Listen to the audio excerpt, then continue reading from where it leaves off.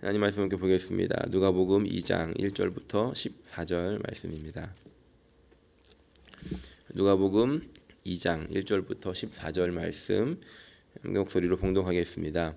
그때에 가이사 아구스도가 영을 내려 천하로 다 호적하라 하였으니 이 호적은 구레뇨가 수리아 총독이 되었을 때에 처음 한 것이라.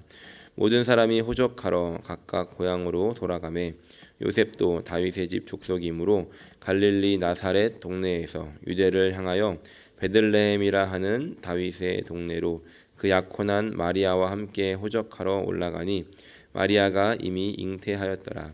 거기 있을 그때에 해산할 날이 차서 첫 아들을 낳아 강보에 싸서 구유에 뉘었으니 이는 여관에 있을 곳이 없음이러라. 그 지역의 목자들이 밤에 밖에서 자기 양떼를 지키더니 주의 사자가 곁에 서고 주의 영광이 그들을 두루 비추매 크게 무서워하는지라. 천사가 이르되 무서워하지 말라. 보라, 내가 온 백성에게 미칠 큰 기쁨의 좋은 소식을 너희에게 전하노라. 오늘 다윗의 동네에 너희를 위하여 구주가 나셨으니 곧 그리스도 주시니라. 너희가 가서 강보에 쌓여 구유에 누워 있는 아기를 보리니 이것이 너희에게 표적이니라 하더니 호련히 수많은 천군이 그 천사들과 함께 하나님을 찬송하여 이르되 지극히 높은 곳에서는 하나님께 영광이요 땅에서는 하나님이 기뻐하신 사람들 중에 평화로다 하니라. 아멘. 어제 종려주일을 시작으로 이번 주간을 우리가 고난 주간을 보내게 됩니다. 그리고 이제 금요일 성금요일이라고 하죠. 예수님께서 십자가에 못 박혀 돌아가신 날들을 다신 것을 우리가 기억하고 또 기념하는 그런 한 주간을 보내고 있습니다. 어제 말씀을 통해서 은혜 받으신 것처럼 예수님께서 예루살렘으로 입성하실 때 많은 사람들이 예수님을 열렬히 찬양하고 또 예수님을 기억했던 그런 종려주일이 시작이 됩니다.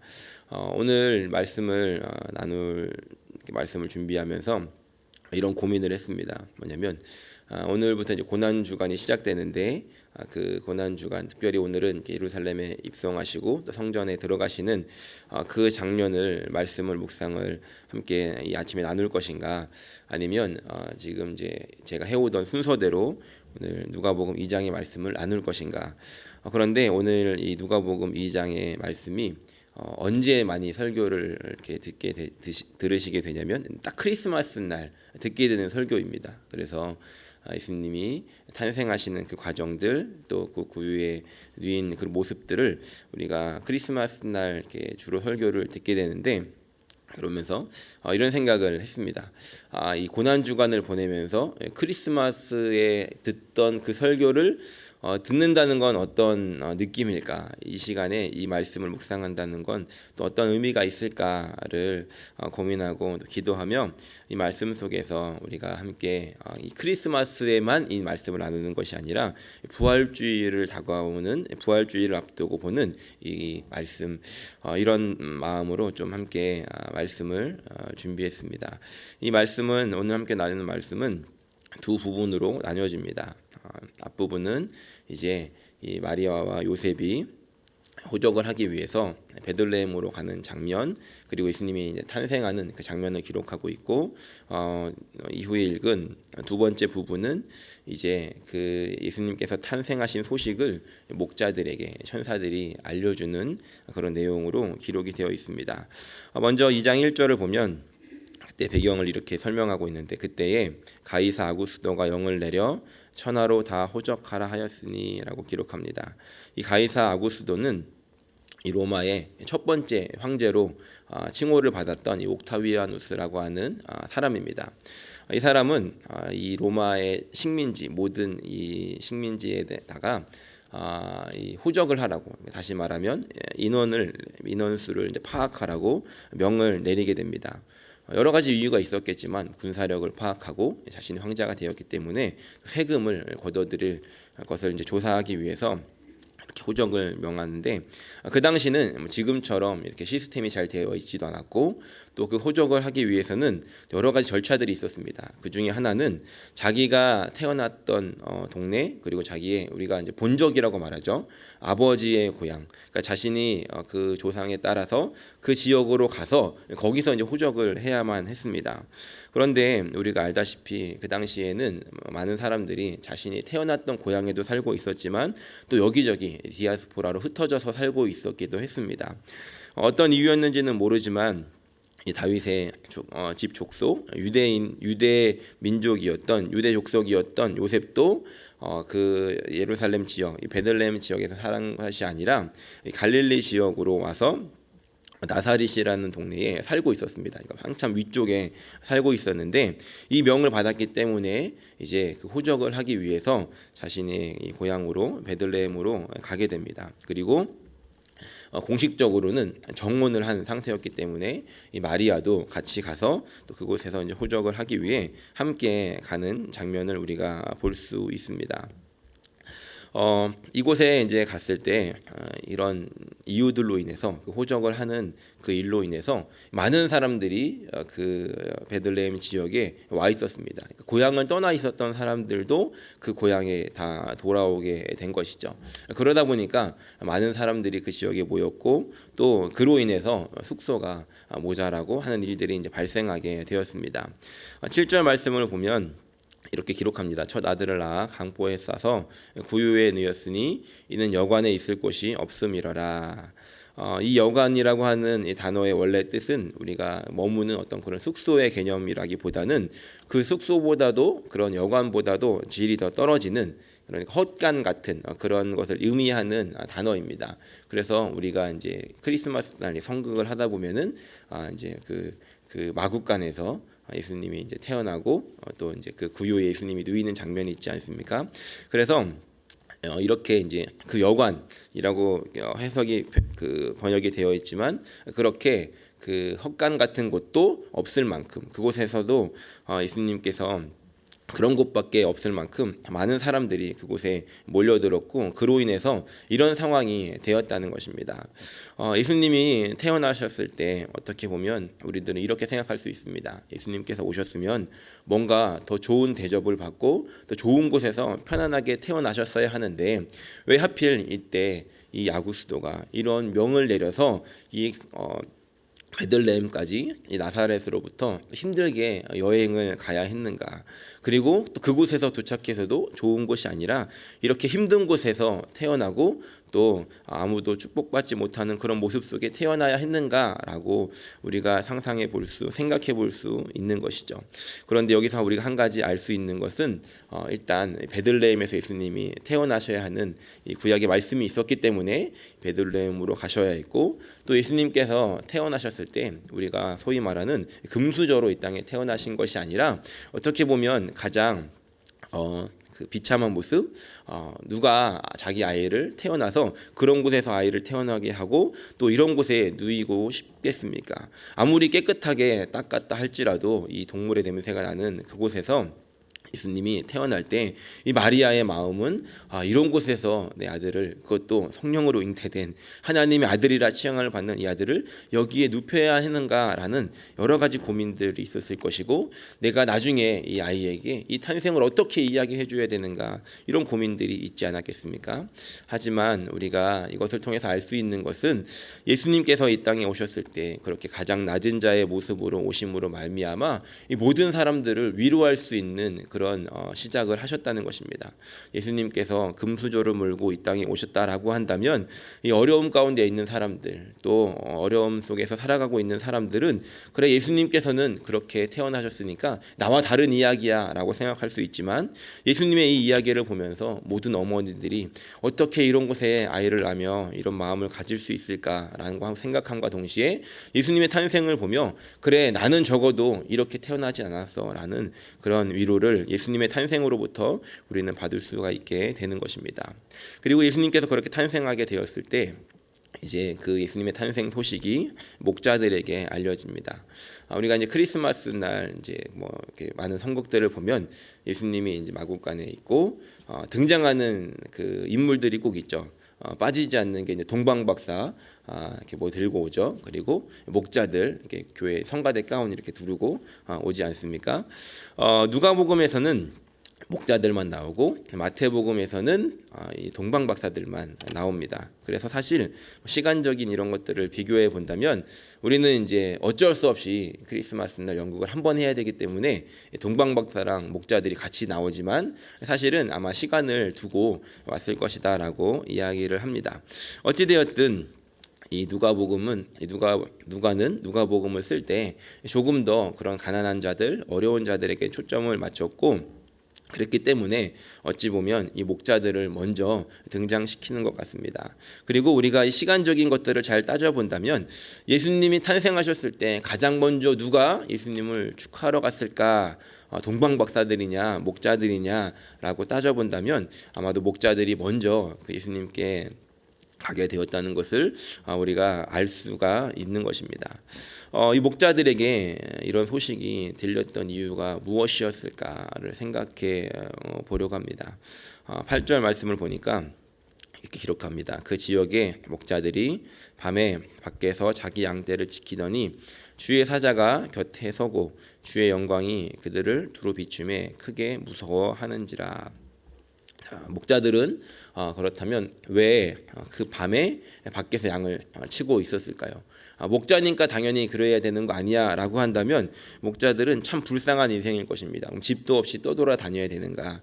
그것이 아니라 시즌이 있습니다. 이스라엘에는. 그래서 이제 막 풀이 막 나기 시작하는 시즌이 되면 이 목자들은 자신의 양들 그리고 이제 다른 사람의 양을 대신해서 키우는 목자들은 그 양을 데리고 어디로 가냐면 그 이스라엘 지역은 이제 우리 호주처럼 풀이 많이 나지 않기 때문에 멀리 갑니다. 먼저 멀리 가서 그곳에서부터 이제 풀을 뜯겨서 이제 풀이 나기 시작하는 시즌이기 때문에 이제 집 가까운 쪽으로 이렇게 오면서 이제 꼴을 먹이게 됩니다. 그리고 그 집 가까운 쪽에 이제 오게 되면 그때는 이제 시즌이 바뀌어서 농사를 지을 수 있는 시즌이 되죠. 그러면 그 목자들은 이제 농사를 짓고 또 그 양들은 어린 아이들이나 뭐 여자들이 그 집 가까운 데서 밤에 들어올 수 있는 곳에서 이렇게 양을 치게 됩니다.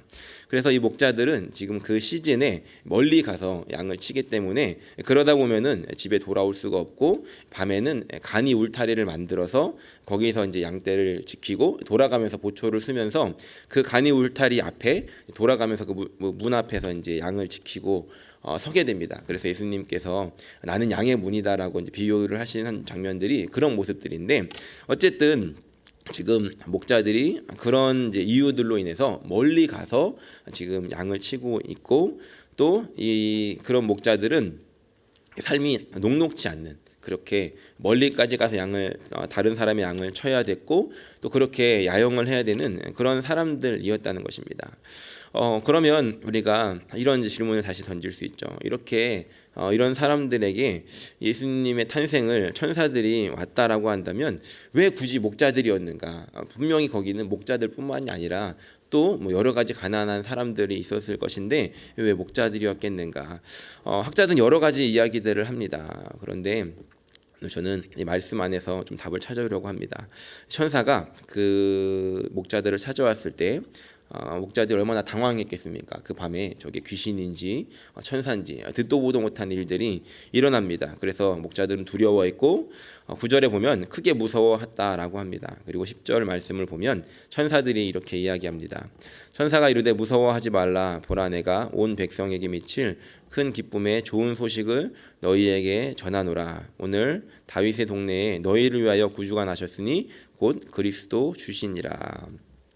우리가 이 말씀 안에서만 답을 찾고자 한다면 예수님께서 탄생하셨고 그 예수님의 탄생의 소식, 이 큰 기쁨의 좋은 소식을 너희에게 전한다라고 하면서 너희를 위해서 구주가 나셨고 그가 바로 그리스도 주시니라라고 하면서 그 당시의 사람들이 누구나 자신들이 기다렸다라고 했던 그 메시아가 지금 태어났다는 소식을 듣게 됩니다. 이 목자들뿐만이 아니라 그곳에 있었던 그 당시 살았던 모든 유대인들은 메시아를 기다렸습니다. 누구 하나 메시아를 기다리지 않은 사람이 없었다는 것이죠. 그런데 이 모든 사람들이 그 메시아를 기다렸지만 가장 먼저 그 소식을 들은 사람은 이 목자들이었다는 것입니다. 우리가 그것을 통해서 알 수 있는 것은 그 다른 어떤 사람들보다 누가 가장 많이 이 메시아의 탄생 소식을 기다렸겠는가 하는 것입니다. 제가 둘째 아이가 태어날 때 저는 호주에 있었고 둘째를 낳을 때 입덧이 심해서 와이프는 한국에 있었습니다. 그래서 임신하고 얼마 안 돼서 한국에 갔고 저는 이제 호주에서 있었고 그러면서 둘째 아이가 태어날 때 저는 이제 아이 태어나는 걸 이제 보지 못했거든요. 그러니까 궁금하지 않습니까? 언제 태어나려나? 얼마 안 있으면 저희 이제 둘째 생일인데 제가 예전에 기록했던 글이 그 시간이 이제 올라왔습니다. 그걸 보니까 아이가 예정일보다 태어난다고 했던 날보다 이제 좀 늦게 나온 겁니다. 저는 이제 그 시간을 기다리면서 언제 나올까, 도대체 며칠 날 나올까 알 수 없지 않습니까? 한국에서는 이렇게 연락이 지금만큼은 더 자유롭지 않았으니까 전화를 했는데 막 연락도 되지도 않고, 그러니까 저는 저대로 여기서 막 기다리는 겁니다. 나왔을까 안 나왔을까, 장모님에게도 전화하고 부모님에게도 전화하고 이러면서 그 소식을 기다렸습니다. 그러면 저는 이제 아이가 저의 아이니까 가장 그 시간들을 기다리겠죠. 그러면 이제 와이프의 입장에서 아이가 태어났습니다. 아이가 태어났을 때 안타깝게 남편이 옆에 없었지만 이 와이프의 입장에서는 이 아이가 태어났다는 소식을 누구에게 가장 먼저 전하고 싶겠습니까? 저에게 전하고 싶었겠죠.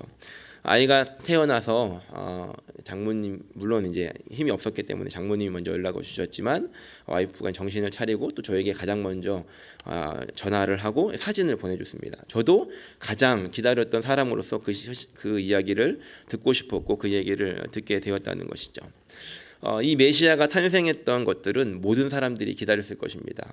그 아이가 태어날 때 저도 기다렸고 또 저의 친구들도 또 저희 부모님과 식구들, 친척들도 기다렸겠지만 가장 그 소식을 기다렸던 것이 저였고, 그렇기 때문에 와이프가 저에게 가장 먼저 소식을 알렸던 것처럼 그 당시에 그 날은 어떤 누구보다도 이 메시아 그리고 그분이 태어나셨다라고 하는 그 소식을 가장 많이 기다렸을 것이 바로 이 목자들이었다는 것입니다.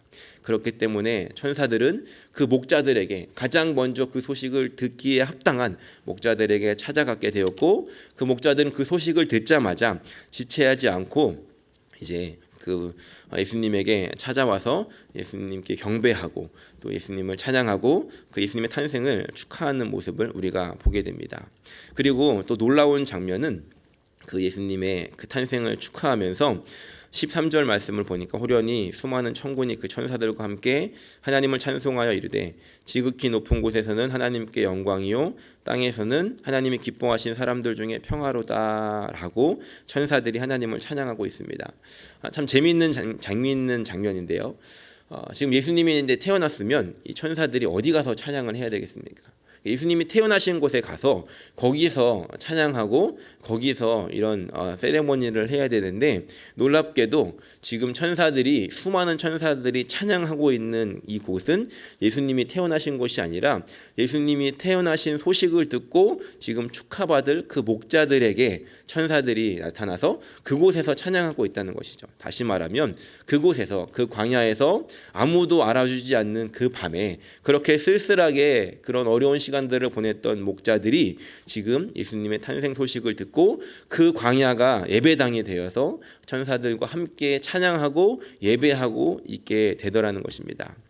우리가 이 말씀을 이제 이 고난 주간을 시작하면서 예수님께서 예루살렘으로 입성하는 그 시간들과 함께 좀 연결을 시켜서 생각해 볼 수 있을 것 같습니다.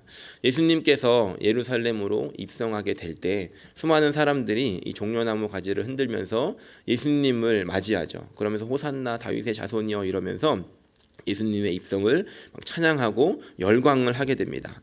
그런데 그 당시에 그곳을 열광했던 사람들 중에서 얼마나 많은 사람들이 정말로 그 예수님을 마음 깊이 축하하고 진심으로 예수님을 환영했겠습니까? 나중에 보게 되면 그 사람들은 다 떠나가고 예수님은 십자가에 박히실 때 아무도 남지 않은 쓸쓸한 상태로 혼자 십자가를 지시게 되더라는 것입니다. 오늘 이제 이 말씀을 좀 정리하면서 그 예수님의 오심을 기다렸던 가장 기다렸던 목자들에게 천사가 찾아가서 그 소식을 전했던 것처럼 그렇게 가장 많이 기다리는 사람들에게는 하나님께서 먼저 찾아가 은혜를 주신다는 것입니다. 그렇다면 이제 그 예수님의 십자가가 다가오는 이 여정 속에서 여러분들은 어떻게 이 고난 주간을 보내시겠습니까? 그 예수님의 십자가를 기다리고 그 예수님께서 하신 일들을 기다리고 그 시간에 더 큰 의미를 두었던 사람들에게 누구보다 먼저 하나님께서는 큰 은혜를 주실 것입니다. 누구보다 먼저 찾아가셔서 그 기쁨의 소식을 알리실 것입니다. 그리고 그것에 함께할 수 있도록 여러분들이 이 고난 주간을 보내는 그 자리, 여러분들이 일터에 가시든 아니면 집안에 계시든 그곳에서 하나님의 그 예수님을 기다리는 그 자리가 바로 하나님께 예배하고 하나님을 찬양하는 자리, 그리고 그 기다림의 완성을 이루는 자리가 되어지게 되는 것입니다. 바라기는 이 고난 주간을 보내시며 그네가 오늘 여러분들에게 있기를 소원하고 또 그 기다림 속에 응답하시는 하나님을 경험할 수 있게 되는 하나님의 은혜를 만날 수 있게 되는 저 여러분들이 되시기를 예수님의 이름으로 간절히 축원합니다.